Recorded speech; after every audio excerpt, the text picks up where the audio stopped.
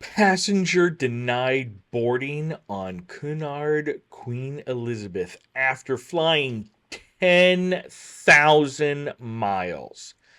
Oh, yeah, all due to a passport issue. Stay tuned and find out more.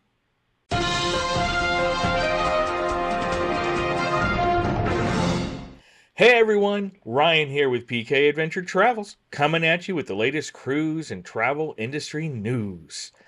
Wow. Yeah. I wasn't joking.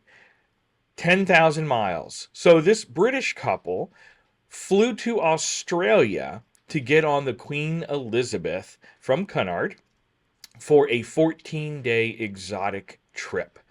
Flew, again, from England to Australia. They would have needed a passport to do that anyway. So yes, they had their passport. They went through multiple checkpoints, multiple connection flights, all to get down to get on the cruise.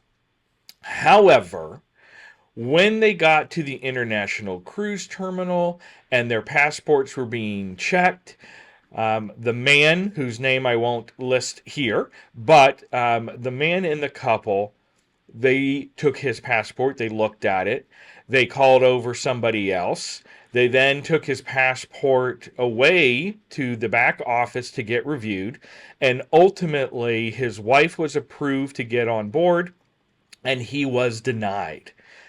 So, what was the issue, you might say? He had his passport. Obviously, it was good enough to fly. Why was he stopped at the cruise port?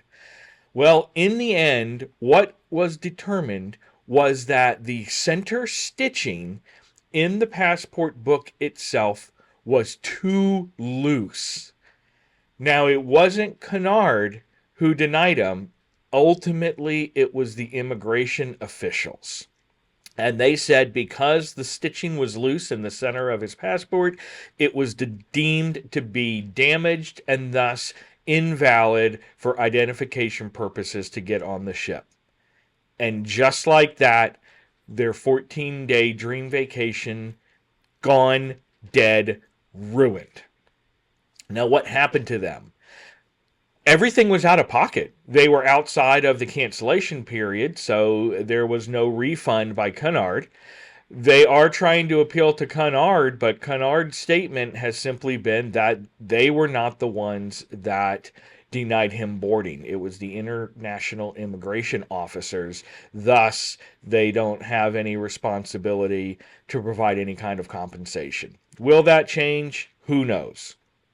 But with that being said, it's a good time to remind everyone that if you are going to be traveling internationally, and heck, even if you're here in the States and you're from the States and you're doing a closed loop where you could get away with a driver's license and a birth certificate, it's always good to have your passport, because if something happens in an international company and you do need to fly back, you're going to need that passport.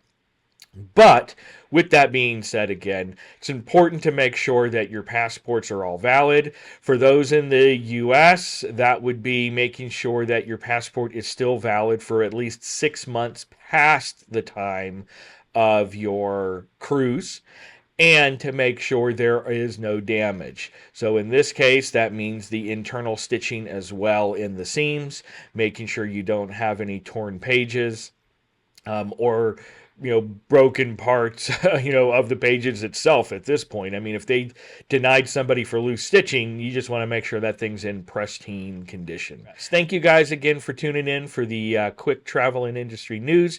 If you're looking to help the channel continue to grow, consider becoming a member. Just click that join button to find out more. As always, before you head out, make sure you share this out. That helps the algorithms and gets more viewers after the fact. And make sure you hit that like and subscribe. We always love that. Thank you guys so much, and we'll see you next time on The Scenic Route.